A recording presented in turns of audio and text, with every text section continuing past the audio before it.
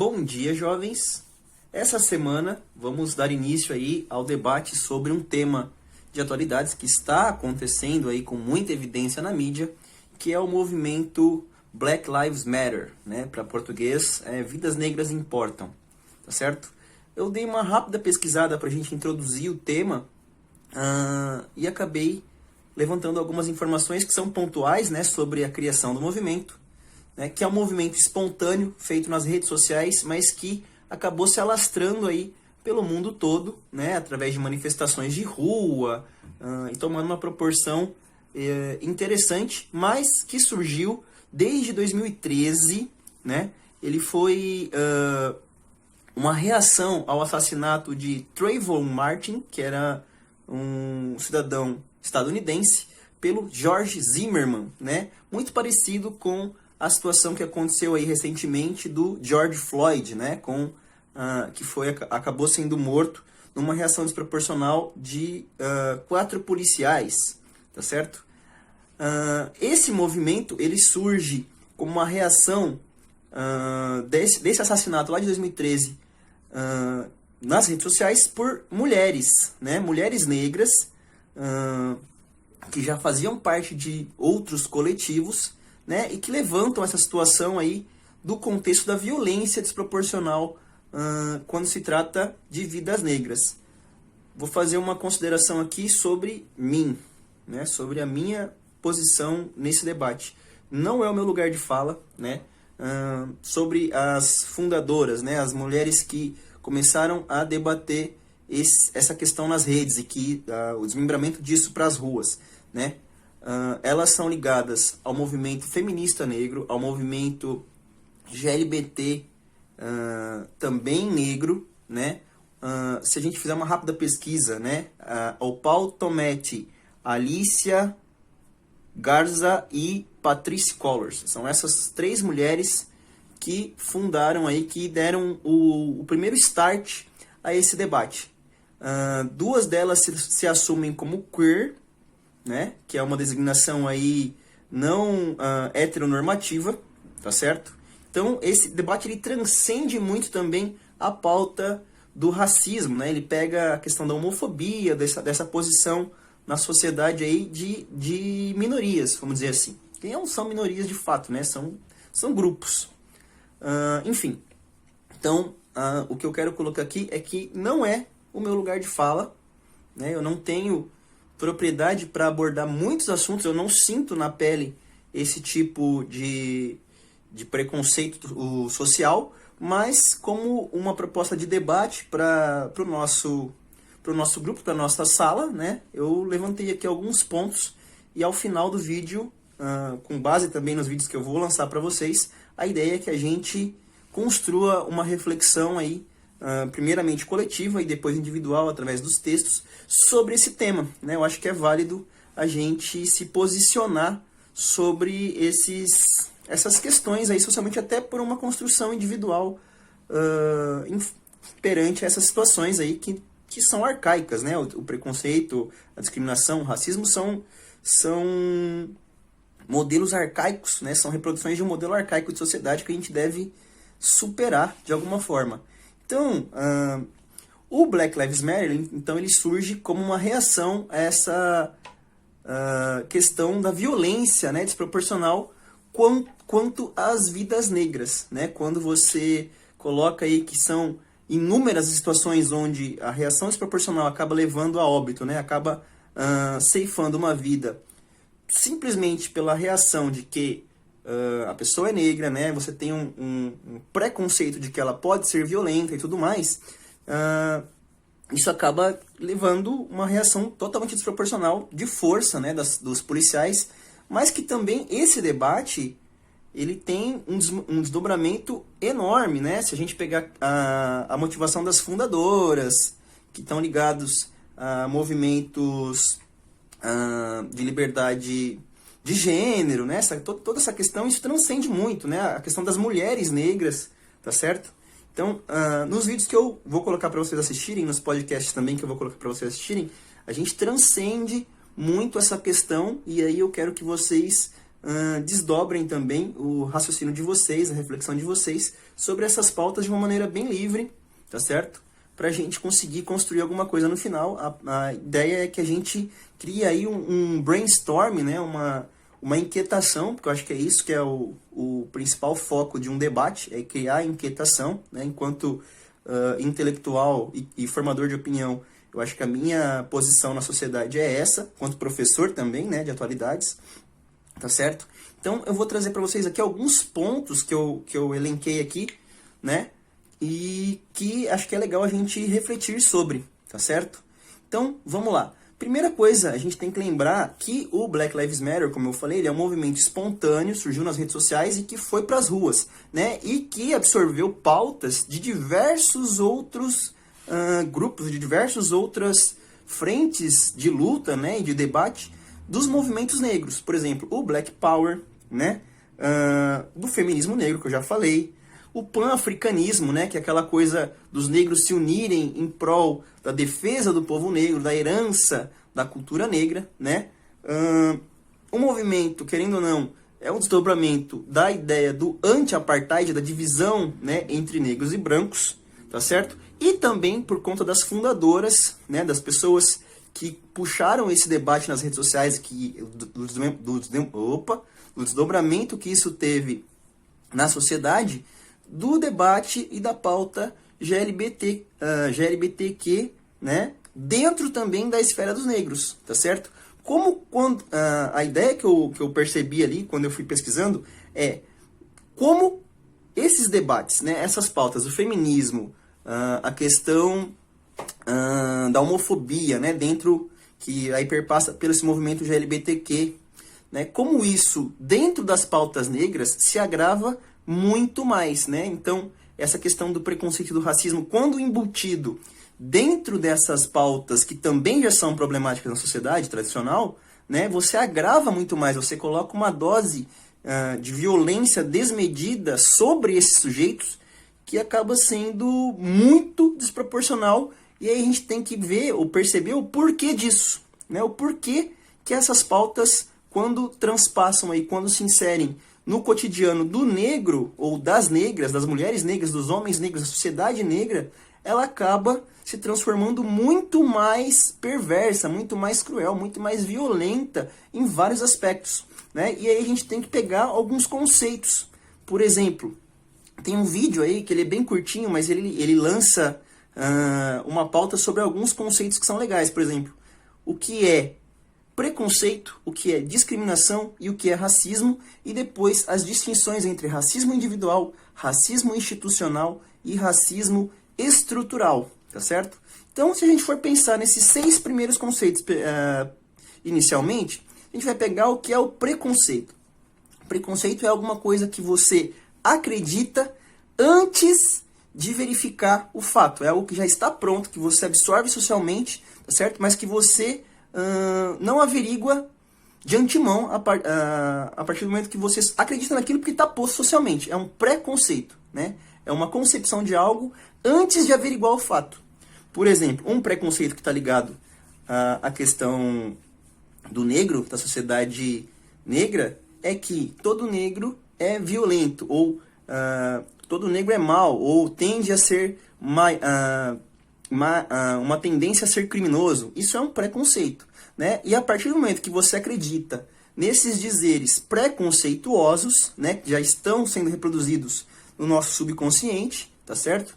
Você pode, né, e geralmente é o que acontece, dar margem a discriminações, tá certo? Que é você discernir alguma coisa ou definir alguma coisa no seu pensamento a partir de alguma coisa que você não refletiu, que você não construiu sozinho, né? Que você recebeu previamente, um preconceito que dá margem a essa discriminação.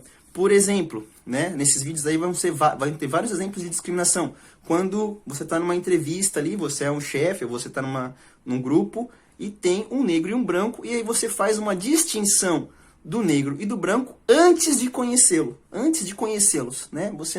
Você fala, olha, você pega aquela realidade dual, né? Bom e mal, bonito e feio. Olha, o branco é melhor do que o negro, porque pela consciência coletiva, a gente já sabe que, né, tem essas distinções. Isso é um preconceito aplicado, né, pela discriminação, tá certo?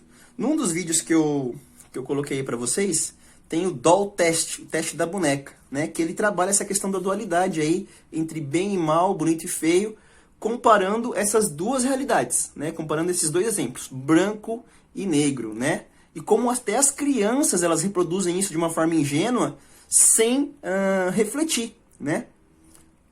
Mas que também a própria ingenuidade de uma criança, quando colocada numa situação de preconceito e de racismo, desconstrói essa situação, né? Então, como a gente, adulto, ou adolescente, ou jovem, né, pode questionar essas situações? Como a gente pode desconstruir, né, essa estrutura que está posta? Como a gente pode passar para frente um novo valor social que não se faça valer, né, de um preconceito, que não se faça valer de atitudes preconceituosas ou discriminatórias, e justamente inserir dentro da sociedade uma postura não racista, né? Como a gente faz isso? E aí a gente tem que entender o que é ou quais são as diferenças entre o racismo individual, que é uma atitude sua no cotidiano que pode ser racista, desde expressões, posturas, atitudes preconceituosas ou discriminatórias, passando pelos dois racismos que são mais intrínsecos na sociedade, que saem do sujeito, né, que são mais coletivos, que é o racismo institucional e o racismo estrutural. Na minha leitura, os três tipos, eles são meio que cíclicos. Por quê? O racismo individual é a pessoa, né? Você reproduzindo dizeres, comportamentos racistas no seu cotidiano em sociedade. O racismo institucional, ele parte de um sujeito dentro da instituição, porque a instituição não cria meios de barrar esse racismo. Por exemplo, quando você tem atitudes arbitrárias de um policial ao abordar um branco e ao abordar uma pessoa negra ou uma pessoa preta, né? Ou abordar um cara num bairro nobre, branco, geralmente branco, e uma pessoa negra na periferia, tá certo? Aí envolve também a questão socioeconômica e tudo mais. Mas como a instituição polícia ou a instituição justiça, por exemplo, julga de formas distintas uma pessoa branca e uma pessoa negra, sem ter um critério prévio, né, de falar, olha, tá todos iguais, são todos iguais perante a lei, mas de fato não são, porque você tem dentro da instituição esse ranço, né, esse estigma que é racista do indivíduo. O indivíduo reproduz, né, um comportamento racista, às vezes sem perceber, e isso está impregnado na instituição, tá certo? Então, como é que a instituição dissolveria isso? Como é que a instituição, justiça, polícia, sociedade, religião, né, como é que isso seria desconstruído dentro de uma instituição? A instituição família, por exemplo. Vamos pegar um exemplo bem que acontece muito, né, com jovens negros. Uma menina branca começa a namorar um cara negro, né? Cara de tom mais escuro de pele. É comum, às vezes, né, a família discriminar esse cara porque, olha, é negro, né? Minha filha está namorando um cara negro, ele pode ser bandido, ele pode ser um criminoso, ele pode ser um mau caráter. E que juízo de valor é esse, né? Você coloca a instituição familiar perante uma concepção racista. Olha, minha família é branca, né? E ela está namorando um cara negro, ou o meu filho está namorando uma mulher negra, né? E aí ela não é tão boa quanto uma mulher branca, ou ele não é tão bom quanto um cara branco. Isso é racismo institucional dentro da instituição família, né? E o racismo estrutural? O racismo estrutural, ele meio que permeia tudo isso. Por que que existe dentro da sociedade o racismo institucional? Por que que a gente reproduz o racismo individual? Porque, historicamente, toda a estrutura social, toda a estrutura institucional, né, ela sempre foi baseada na desvalorização, historicamente falando, desde o século XVI, né, sempre foi baseada na coisificação do negro, né, na diminuição do negro, na criminalização do negro, na discriminação do negro. Então, todos esses juízos de valores, eles já estão impregnados na nossa sociedade há 400, 500 anos ou mais. Então, isso tudo não é de agora. A gente não está reproduzindo um sistema de valores que vem de hoje, né? Ele já está se arrastando ali na sociedade há muito tempo. Então, o racismo estrutural, ele é histórico. Ele vem de comportamentos e de atitudes e de leis e de visões até científicas que legitimavam, né, uma inferioridade do negro, né, em relação ao branco. Isso está certo? Não está. A sociedade mesmo já desconstruiu esses valores, até os científicos, há muito tempo. Né? Não existe essa distinção. Existe alguma coisa biologicamente distinta? Né? Existe. A cor da pele, a resistência a uma ou outra doença, mas socialmente todo mundo é igual, desde que a gente não coloque fatores que são socioeconômicos e tudo mais. Mas não se distingue nada entre um branco e um negro a priori. Né? A não ser que você vá ali investigando ou levantando situações, as pessoas são iguais, né? Branco e negro é igual, tá certo? Agora, por que estruturalmente o negro se coloca em situações de exclusão? Porque se a gente for pegar a história, né, todos os movimentos negros de resistência, de revolta, sempre foram massacrados com violência. Isso pensando no Brasil ou nos Estados Unidos ou em situações onde o negro, né, ele acaba sendo reprimido. Todos os movimentos negros foram reprimidos com muita violência. Você pega a balaiada, a cabanagem no Brasil, né, o Black Panther, os Panteras Negras nos Estados Unidos, todos eles foram criminalizados, foram tratados como movimentos criminosos, tá certo? E foram destruídos. E agora, se a gente pega a sociedade urbana, né, por que você tem grande parte dos moradores da periferia negros? Porque todo o processo histórico de, entre aspas, abolição da escravatura não se preocupou com a inserção dessa camada social dentro da sociedade. Ah, vamos libertar os negros, vamos dar liberdade para eles, mas e aí, como é que a gente vai desconstruir a noção de que até ontem essa pessoa era um escravo e hoje ela está inserida socialmente? Isso não existiu, né? Pelo contrário, a sociedade criou estímulos que continuavam excluindo esse negro, né? A política de branqueamento, olha, vamos incentivar a chegada dos europeus para a nossa sociedade não ser negra, né? Isso aí estava embutido dentro de políticas no Brasil, tá certo? O próprio negro, em algum momento, preferia ter descendentes mais brancos, né, mais mestiços, do que continuar a sua linhagem negra. Então, toda uma construção histórica, né, foi baseada na diminuição do valor da cultura, né, da descendência, das raízes negras. Infelizmente é isso. Eu volto a falar que eu não estou no meu lugar de fala, né? Eu estou o conhecimento que eu tenho aqui, histórico, socioeconômico, social, geopolítico, me permite colocar algumas situações dentro desse debate. Mas eu não posso dizer assim, olha, senti na pele.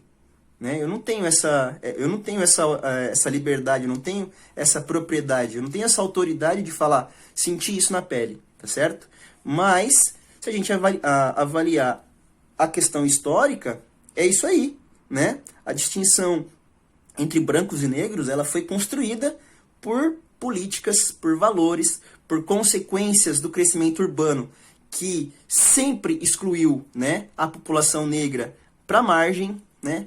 A periferia, por que ela é majoritariamente negra? Porque o espaço urbano nunca absorveu, de fato, a população negra, né? A partir da expansão do espaço urbano, grande parte da população que já era marginalizada era negra. Né? E onde que eles vão se inserir na sociedade? Não vão, eles vão para a periferia, vão para a margem, vão tentar criar um sistema de sobrevivência que às vezes até corrompe a sociedade. Né? Ah, mas a maioria dos bandidos são negros, né? A maioria dos criminosos são negros, a maioria dos assassinos são negros. É uma falácia que, se você for buscar, né, a raiz disso, você vai ver que o motivo para isso, ele não vem da cor, né? Ele é um motivo socioeconômico, ele é um motivo histórico, ele é um motivo estrutural, que coloca, ou sempre colocou, boa parte da população negra em situação de exclusão, né? Que retira muitos dos direitos que a população branca, né, que a população classe média ou elitizada tem, mas que foi negado para quem está à margem, né? Independente de ser branco ou negro, né? Mas quem está à margem. E aí a gente meio que sobrepõe as situações. Tá à margem, majoritariamente quem está à margem é negro, né? Porque historicamente ele foi retirado dessa condição de poder participar da sociedade, né? Aí você tem uma série de questões que fragilizam ou que potencializam ainda mais o debate, né? Vamos pegar o caso das cotas do Brasil. É um sistema de inserção do negro num contexto, né, trabalhista, universitário, que é um dos vídeos ali fala que é uma discriminação positiva. Por quê? Porque ele segrega, né, ele segmenta, na verdade, essa questão social, né? Ele fala, olha, existe o negro, e a gente precisa inserir o negro em determinados contextos, né? A gente precisa fazer com que a sociedade negra tenha representatividade dentro da universidade, dentro do mercado de trabalho, e para isso a gente vai criar um mecanismo de inserção, tá certo? Então, é um mecanismo que ele tem uma proposta de solução imediata ou de uma solução pontual, mas que também, num longo prazo, ou médio e longo prazo, ele precisa ser dissolvido, né? Ele precisa criar uma condição para que a classe social mais pobre, majoritariamente negra, acesse esses circuitos, que geralmente são reservados ao circuito superior da sociedade, que é majoritariamente branco, e dilua, né, essa exclusão. Não é um projeto, no meu ver, que soluciona a raiz do problema? Não é, né? Mas ele, a longo prazo, a médio e longo prazo, pode criar representatividade para que as pessoas entendam que não existe distinção intelectual ou distinção de mérito entre brancos e negros, né? Se você der oportunidade, se você criar mecanismos para que essas pessoas participem da sociedade, né, em circuitos onde elas têm esse direito ou essa capacidade retirada por um outro contexto que é acesso, qualidade, né, segurança. Imagina uma pessoa que vive na periferia, né, que tranquilidade, que paz mental ela vai ter para se preparar para um processo seletivo, para se preparar para uma entrevista de emprego, né? Ela está sempre sob pressão social, ela tem que ser sempre 10, 15, 20 vezes, ela tem que ser a melhor de todas dentro dessa população negra para se destacar entre o mundo que é branco, né? Entre o mundo que majoritariamente favorece toda uma casta que é branca, né? É isso, tá certo? Agora, então como é que a gente desconstrói esses privilégios? Tem que ter política, tem que ter meios institucionais, estruturais, tem que se criar uma estrutura para quebrar a estrutura vigente, né? Ou para desconstruir ou reformar a estrutura vigente, né? Eu acho que quando você também coloca isso dentro das políticas públicas, né?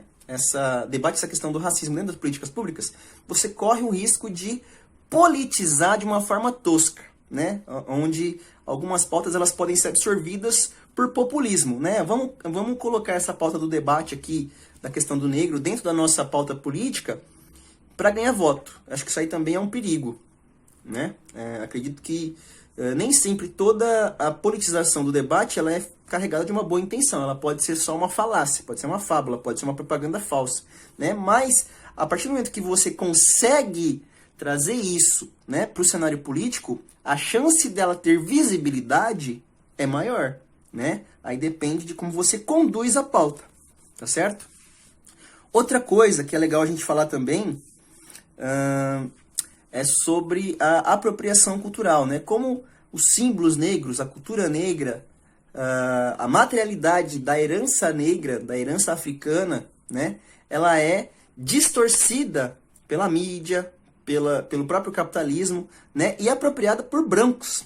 O funk, desde o funk raiz, né, até o funk brasileiro, o rap, né, o hip hop, como os símbolos negros, né? Como isso ele pode ser apropriado, porque eu acho que a apropriação cultural ela não tem a ver, por exemplo, eu tenho dread. mas eu não uso o meu dread para tirar benefício material. Eu não uso dread para fazer uma pose de que eu sou negro, né? Ou de que, olha, pareço com um negro e vou ganhar com isso, né? Eu não me transformei numa figura que lembra o negro para me beneficiar disso financeiramente. Eu acho que a apropriação cultural ela passa por uma questão do capitalismo mesmo. É você, enquanto branco, né, enquanto pessoa não negra, se apropriar de um símbolo negro para ganhar com isso, né? Isso a gente passa por religiões, isso a gente passa por música, por o entretenimento, cinema, tudo, né? Então, tirar do negro essa possibilidade de se representar, né? De fazer o seu credo, os seus símbolos, a sua materialidade através dele, né? Através dele mesmo. Então, isso também acredito que faça parte aí dessa pauta da discussão do Vida Negras Importam, tá certo? Além do mais, eu acredito que a gente pode expandir esse debate para muita coisa, né? A gente já falou aí da questão dos privilégios, da questão dos tipos de racismo, né? Como ele se desmembra na sociedade. Eu já falei um pouco sobre preconceito e discriminação, né? Eu acho que a gente também, no debate ao vivo, a gente pode ampliar essa questão ali, tá certo? Eu não vou me alongar muito nesse debate, porque eu acredito que eu posso me perder, né? Eu não domino, não é uma coisa que faz parte do meu cotidiano, então eu só levantei alguns pontos, tá certo? E pro debate da semana que vem, que vai ser ao vivo, eu quero que vocês pensem sobre a importância desse movimento e como ele se desmembra por todos esses elementos que eu falei para vocês, né? Preconceito, discriminação, racismo individual, racismo estrutural, racismo institucional, né? Politização da pauta, quando positiva ou negativa, discriminação, não só por uma questão racial, né? Mas por uma questão que passa também pelo socioeconômico, atrelar, né? A pobreza ou a criminalidade relativamente sempre ao negro, né? Essa questão também da discriminação dual, né? O branco e negro, branco e preto, bonito e feio, bom e mal, como a gente isso está enraizado de uma forma muito íntima, né, na sociedade, como a gente desconstrói isso, e também da apropriação cultural, né, de como isso também permeia os símbolos negros, né, e como eles foram corrompidos ou cooptados pelo capitalismo por uma branquitude, por uma sociedade que é branca e que favorece o branco, tá certo? Então, eu vou parar por aqui. A ideia, então, é que na próxima aula vocês assistam esse monte de vídeos. Eu vou fazer ali mais ou menos uma sinopse sobre cada um deles, tá? Vai dar muito material para vocês assistirem. Vocês podem escolher um ou outro, né? Não precisa assistir todos, não precisa ler os textos todos. Mas se preparem, né? E tragam aí alguma colaboração, um pequeno texto que vocês queiram falar, para a gente construir esse debate na próxima aula. Então, a ideia é que ao final dessa segunda aula, vocês no caso, né, construam textos, vou falar novamente, abordando o movimento Black Lives Matter, né, sobre a ótica maior, né, a gente parte do movimento, da importância que ele tem para a construção da pauta, mas vamos falar sobre o racismo, né, de uma forma mais abrangente, e considerando esses elementos que eu trouxe para vocês aí, que eu já elenquei, né? Então, como o movimento ele colabora, ele constrói, ele emancipa, né? Ele dá corpo, dá voz, dá representatividade dentro dessas demandas aí que são necessárias para o movimento negro debater, desconstruir, né? Reformar, reafirmar ou afirmar a voz, né, negra na sociedade. Tá certo? Então é isso. Acredito que o vídeo já deve ter ali seus quase 30 minutos. Tá bom? Eu cortei ele porque o Google entrou aqui no meu celular. Então ele vai estar cortado em algum momento ali. Mas não tem problema, né? Eu acho que ele ficou bem claro. Tá bom? Então um forte abraço para vocês. Se cuidem. Olhem, né, com zelo esse material que eu preparei para vocês, se preparem, façam pequenas colaborações ali, quem achar que consegue se posicionar, e aí a gente constrói, né, nesse segundo momento, esse pensamento mais coletivizado, aí, mais compartilhado, tá bom? E ao final dessa segunda aula, a proposta é que vocês construam aí um texto sobre o movimento, considerando esses elementos que eu trouxe nesse vídeo e a gente vai também levantar no próximo, tá bom? Então, forte abraço, beijo, beijo e tchau, tchau!